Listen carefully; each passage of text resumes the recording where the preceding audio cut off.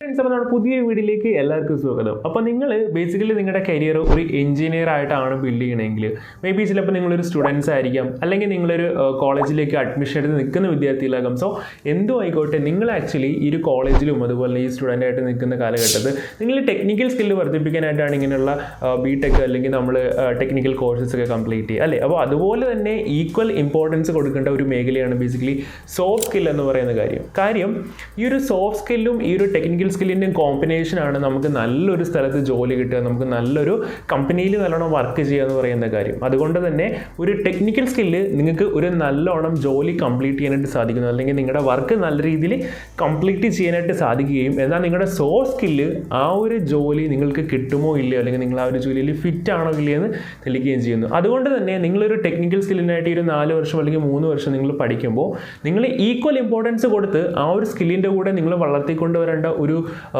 മേഖലയാണ് actually soft skill എന്ന് പറയുന്നത്.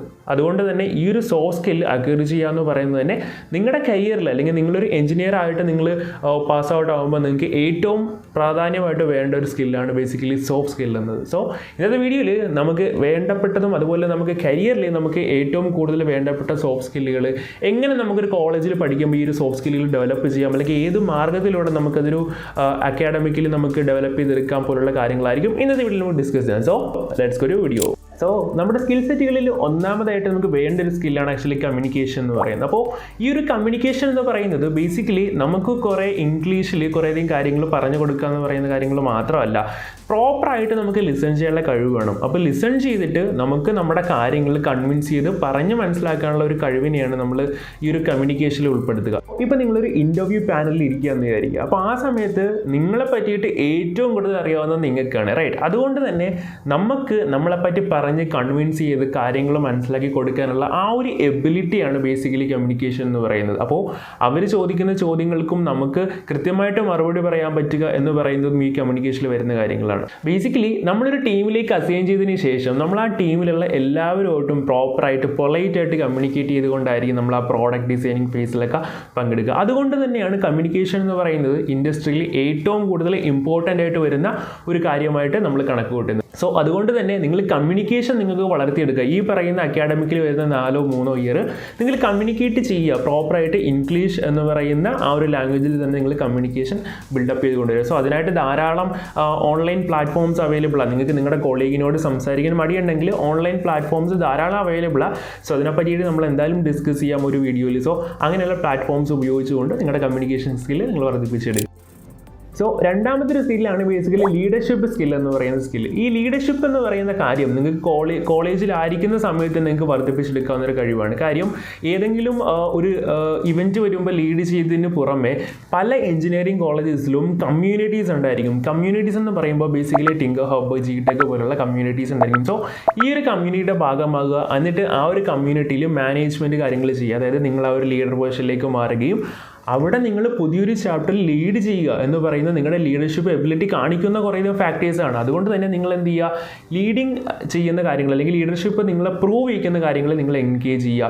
ഇൻ കേസ് അങ്ങനെ ഒരു കമ്മ്യൂണിറ്റീസ് കാര്യങ്ങളില്ലെങ്കിൽ, ഇപ്പോൾ ഇൻ കേസ് നിങ്ങൾക്ക് തന്നെ ഒരു കമ്മ്യൂണിറ്റീസ് ബിൽഡ് ചെയ്യാം. ലൈക്ക് നിങ്ങൾക്കൊരു പിയർ ടു പിയർ കമ്മ്യൂണിറ്റീസ് കോളേജിൽ ഇമ്പ്രൂവ്മെൻറ്റ് അല്ലെങ്കിൽ ബിൽഡ് ചെയ്തുകൊണ്ട് നിങ്ങൾക്ക് നിങ്ങളുടെ കൊളീഗ്സിനെ ഉൾപ്പെടുത്തിക്കൊണ്ടൊരു പിയർ ലേണിംഗ് കൾച്ചർ ബിൽഡ് ചെയ്യാം. സോ അതിൻ്റെ ഇനിഷ്യേറ്റീവ് എടുക്കാം. അപ്പോൾ ഇതൊക്കെ എന്താണ് നമ്മുടെ ലീഡർഷിപ്പ് ക്വാളിറ്റീസിനെ കാണിക്കുന്ന കുറേ കാര്യങ്ങൾ. അപ്പോൾ ഇങ്ങനെയുള്ള കാര്യങ്ങൾ, ഇങ്ങനെയുള്ള പുതിയ ലീഡിങ് സംഭവങ്ങളിൽ നിങ്ങൾ ഇൻവോൾവ് ആകുക, പുതിയ ഐഡിയാസ് കൊണ്ടുവരിക, അതുപോലെ തന്നെ പുതിയ ഇങ്ങനെയുള്ള കാര്യങ്ങൾ ഇനിഷ്യേറ്റീവ് എടുത്ത് ചെയ്യുക. സോ ഇത് നിങ്ങളുടെ ലീഡർഷിപ്പ് എബിലിറ്റിനായിരിക്കും കാണിക്കുന്നത്. അടുത്തൊരു കാര്യമാണ് ബേസിക്കലി ഒരു പോസിറ്റീവ് ആറ്റിറ്റ്യൂഡ് മെയിൻറ്റെയിൻ ചെയ്യുക എന്ന് പറയുന്നത്. ഈ പോസിറ്റീവ് ആറ്റിറ്റ്യൂഡ് എന്ന് പറയുമ്പോൾ ഇപ്പോൾ നിങ്ങളാണ് ഒരു ടീമിൻ്റെ ലീഡറെങ്കിൽ ഓഫ് കോഴ്സ് നിങ്ങളായിരിക്കും അവിടെ പോസിറ്റീവ് ആറ്റിറ്റ്യൂഡ് മെയിൻറ്റെയിൻ ചെയ്യുന്ന കാര്യം നിങ്ങൾക്ക് എന്തെങ്കിലും ഒരു നെഗറ്റീവ് ഇംപ്രഷനോ അല്ലെങ്കിൽ നെഗറ്റീവ് ആറ്റിറ്റ്യൂഡ് ആണെങ്കിൽ ഓഫ് കോഴ്സ് ആ ഒരു ടീമിൻ്റെ ബലത്തെ തന്നെ ബാധിക്കും. അതുകൊണ്ട് തന്നെ ഓൾവേസ് ബി പോസിറ്റീവ്, റൈറ്റ്? നിങ്ങളൊരു ടീമിൽ വർക്കൗട്ട് ചെയ്യുകയാണെങ്കിൽ അല്ലെങ്കിൽ നിങ്ങൾ ഒരു ടീമിൻ്റെ കൂടെ ആണെങ്കിൽ തന്നെ നിങ്ങൾ എപ്പോഴും ഒരു പോസിറ്റീവ് ആറ്റിറ്റ്യൂഡ് കീപ്പ് ചെയ്യേണ്ടത് വളരെ പ്രാധാന്യമുള്ള കാര്യങ്ങളാണ്. കാര്യം ഇതൊക്കെ ബേസിക്കലി ഇൻഡസ്ട്രീസിൽ വേണ്ടപ്പെട്ട സ്കില്ല് കൂടി. ഇപ്പോൾ നിങ്ങളൊരു പ്രോജക്റ്റിൽ വർക്ക് ചെയ്യുകയാണ് ഒരു ഇൻഡസ്ട്രിയിൽ. സോ നിങ്ങളെപ്പോഴും ഒരു പോസിറ്റീവ് ആറ്റിറ്റ്യൂഡ് എപ്പോഴും കാണിക്കണം ആ ഒരു പ്രൊജക്റ്റിനോട്. എന്നാൽ മാത്രമേ ആ ഒരു പ്രോജക്റ്റിൻ്റെ ഡിസൈനിങ് ഫേസിൽ വളരെയധികം ഇമ്പാക്റ്റുകൾ ക്രിയേറ്റ് ചെയ്യാൻ സാധിക്കുള്ളൂ. ഇപ്പോൾ നമ്മളൊരാൾ നെഗറ്റീവ്ലി നിൽക്കുവാണെങ്കിൽ ഓഫ് കോഴ്സ് അത് ആ ഒരു പ്രോജക്റ്റിൻ്റെ അല്ലെങ്കിൽ ആ ഒരു പ്രൊജക്റ്റിലെ ബാധിക്കുന്നൊരു കാര്യം കൂടി. So always be maintaining a positive attitude, right? അടുത്തൊരു കാര്യമാണ് ബേസിക്കലി അഡാപ്റ്റബിലിറ്റി എന്ന് പറയുന്നത്. ടെക്നോളജി നമുക്കറിയാം വളരെ പെട്ടെന്ന് മുന്നേറിക്കൊണ്ടിരിക്കുന്ന ഒരു സമയമാണ് ടെക്നോളജിയുടെ എന്ന് പറയുന്നത്. അതുകൊണ്ട് തന്നെ നമ്മൾ അഡാപ്റ്റബിൾ ആയിരിക്കുക എന്ന് പറയുന്നത്, ഇപ്പോൾ നമ്മളൊരു കമ്പ്യൂട്ടർ സയൻസ് സ്റ്റുഡൻ്റ് ആണെങ്കിൽ ടെക്നോളജിയുടെ ട്രെൻഡിനനുസരിച്ച് നമ്മൾ അഡാപ്റ്റബിൾ ആയിരിക്കണം. പുതിയ ടെക്നോളജി വരുമ്പോൾ പെട്ടെന്ന് പഠിക്കാൻ ശ്രമിക്കുക. അതുപോലെ തന്നെ പുതിയ ലാംഗ്വേജ് മാർക്കറ്റിൽ ട്രെൻഡ് ആയിട്ട് വരുമ്പോൾ ആ ലാംഗ്വേജ് പഠിക്കുക. അങ്ങനെ നമുക്ക് ടെക്നോളജിക്കലി നമ്മൾ എപ്പോഴും അഡ്വാൻസ് ആയിട്ട് നിൽക്കുക. പല ഫീൽഡുകളിൽ വർക്ക് ചെയ്യാനായിട്ടുള്ള ഒരു അഡാപ്റ്റബിലിറ്റി നമ്മൾക്ക് കീപ്പ് ചെയ്ത് എപ്പോഴും നിർത്തണം. സോ അതാണ് ബേസിക്കലി ഈ അഡാപ്റ്റബിലിറ്റി എന്ന് പറയുന്ന സ്കിൽ കൊണ്ട് ഉദ്ദേശിക്കുന്നത്. ഇപ്പോൾ നിങ്ങളൊരു ലാംഗ്വേജ് പർട്ടിക്കുലർലി പഠിച്ചു, എന്നാൽ മാർക്കറ്റിൽ പുതിയൊരു ലാംഗ്വേജ് വന്ന് അത് ഡോമിനേറ്റ് ചെയ്ത് കഴിഞ്ഞു. അങ്ങനെയാണെങ്കിൽ നിങ്ങൾക്ക് ആ ഒരു പഴയ ലാംഗ്വേജ് കൊണ്ട് ഇപ്പോൾ ഒരു യൂസേജ് വരുന്നില്ല. സോ നിങ്ങളെപ്പോഴും അഡാപ്റ്റബിൾ ആയിരിക്കണമെന്ന് മീൻ ചെയ്യുന്നത് നിങ്ങൾ ആ ഒരു പുതിയ ലാംഗ്വേജ് പഠിച്ചിട്ട് ആ ഒരു ലാംഗ്വേജ് ഉപയോഗിച്ചുകൊണ്ട് മാർക്കറ്റിലേക്ക് എൻ്റർ ചെയ്യാൻ പറ്റണം, അല്ലെങ്കിൽ ആ ഒരു കോർപ്പറേറ്റ് ഫീൽഡിലേക്ക് എൻ്റർ ചെയ്യാൻ പറ്റണം, റൈറ്റ്?